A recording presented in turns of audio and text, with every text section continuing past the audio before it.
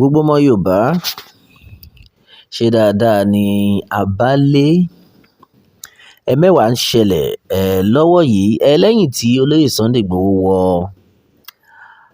àdúgbò àwọn Fúlàní tó ṣe ìkìlọ̀ tó lágbára fún àwọn aráabí. Ẹ jẹ́ mọ̀ pé láti ìgbà náà àwọn aráabí ara wọn ò wá balẹ̀. Ìyẹn àwọn Fúlàní ni o. Àwọn àgbààgbà wọ́n ti bẹ̀rẹ̀ sí ní kọ lẹ́tà káàkiri. Wọ́n ti kọ lẹ́tà sí ààrẹ Bọ́lá Ahmed Tinubu. Wọ́n ti kọ lẹ́tà sí gómìnà Ṣèyí Mákindé wípé ẹ wò ẹ tètè bá wa pe olóyè Sunday Igboho kó tọwọ́ ọmọ ẹ̀ báṣọ o. Nítorí wípé ohun tó fẹ́ dálẹ̀ yìí apá ẹ̀ ò ní ká. Lẹ́yìn tí wọ́n jí àwọn aláboyún gbé ní ìlú Ìgbòho, tí olóyè Sunday Igboho tó jáde tán tó ní ẹ wò mo fún yín 2 hours kẹ́ fi release àwọn tí ẹ jí gbé bí bẹ́ẹ̀ kọ́ gbàdógbàdó yóò gbowó àgbàdo lọ́wọ́ yín. Lọ́wọ́ yìí àwọn arẹwà wọ́n ti jáde, wọ́n ti lọ fẹjọ́ olóyè Sunday Igboho sùn.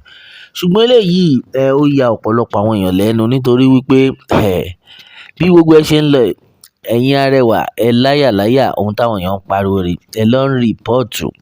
So ẹ̀yin ti gbàgbé wípé àwọn tí àwọn ọmọ yín tí wọ́n ń pa ń pakúpa èèyàn làwọn náà.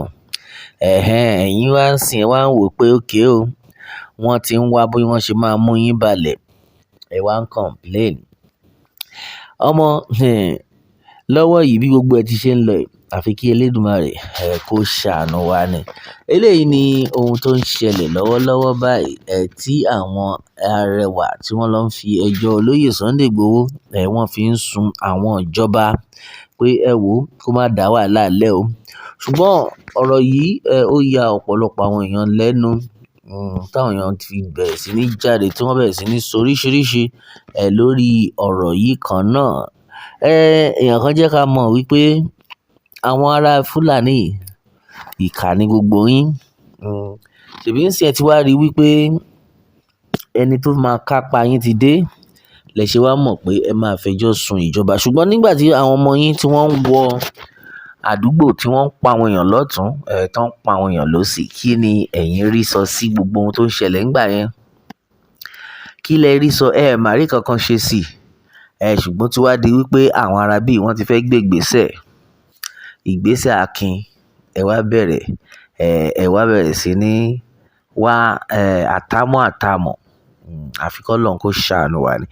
Gẹ́gẹ́ bí àwọn àlàyé náà ti ṣe lọ wọ́n fi yé wa wípé àwọn ìjọba ọ̀rọ̀ mi ò yé yín bẹ́ẹ̀ ni wọ́n fi yé pé àwọn ìjọba wọ́n ń tẹ́tí sí àwọn oríṣiríṣi ọ̀rọ̀ tí àwọn arẹwà tí wọ́n jáde tí wọ́n lọ ń fi ẹjọ́ sun ìjọba. Ṣùgbọ́n ìjọba gan ti rí i pé iṣẹ́ tí olóyè Sunday Igboho ń ṣe iṣẹ́ akin ni.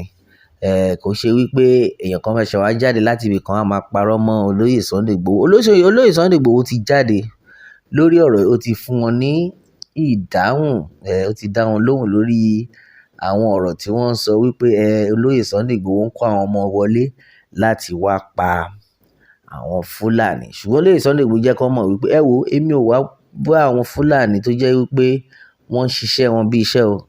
Àwọn agbésùnmọ̀mí àárín yín ni èmi jáde wá bá. Òun ni àwọn agbésùnmọ̀mí àárín yín àwọn ni èmi ń lọ fún. Gbogbo ìwọ tó bá mọ̀ pé Fúlàní ni ẹ́ o tó ń ṣe rere máa ṣe rere ẹ lọ. Ṣùgbọ́n tó bá ti mọ̀ pé ọ̀tá ìlú ló jẹ́ ìwọ má ṣàwọ́rì. Meanwhile ààrẹ Bọ́lá Ahmed Tinubu náà wọ́n ti dá sí ọ̀rọ̀ yìí. Gbogbo wa náà la mọ̀ pé ààrẹ Bọ́lá Ahmed Tinubu àwọn ló fún olóyè Sunday Igboho ní go ahead máa jó lọ mò ń wò ẹ̀yìn ẹ. Àwọn ló fún olóyè Sunday Igboho nítorí wípé bàbá gan ó ti dé góńgó ó ti dé góńgó. So lọ́wọ́ yìí bàbá ti rí pé okay àwọn aráabí wọ́n wá bọ́n ṣe máa da ètò ìṣèjọba mi rú ni. So ìdí rèé tí bàbá náà ṣe wò pé olóyè Sunday Igboho anything tó bá lè ṣe ìwọ ṣáà try kò ṣe àfi kí Ọlọ́run kó kó ṣàánú wa ni. Ṣùgbọ́n ọ̀pọ̀lọpọ̀ àwọn èèyàn wọ́n ti jáde síta o.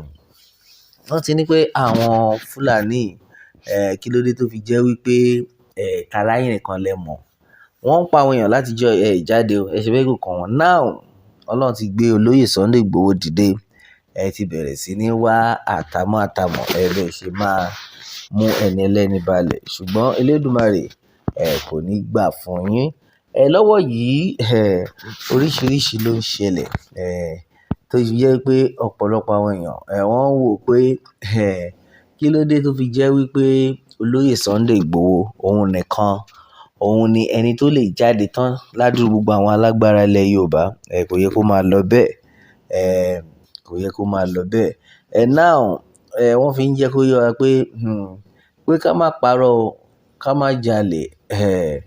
Àwọn Fúlàní yìí tẹ́ ń rí wọ́n ní lọ́wọ́ wọ́n tún dì sẹ́rù because pẹ̀lú gbogbo nǹkan tó ń lọ lọ́wọ́ tí gbogbo ò tiẹ̀ kò yé yín tí gbogbo ò dán mọ́rán ẹ̀yin sì wà níbì kan tí tẹ́ ṣe ń wá bí ìlú ò ṣe ní tòrò.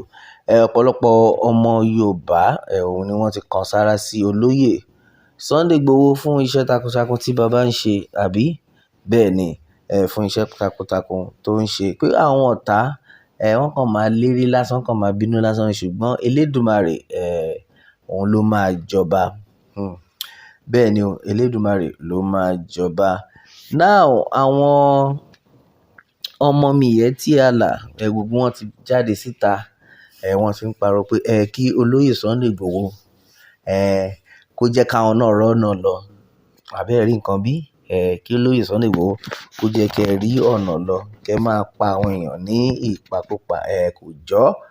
Bẹ́ẹ̀ ni wọ́n ti ní pé gbogbo àwọn Fúlàní yìí kò sí nǹkan tí wọ́n gbọ́dọ̀ ṣe ju wípé kí wọ́n kóra wọn kúrò nílẹ̀ Yorùbá.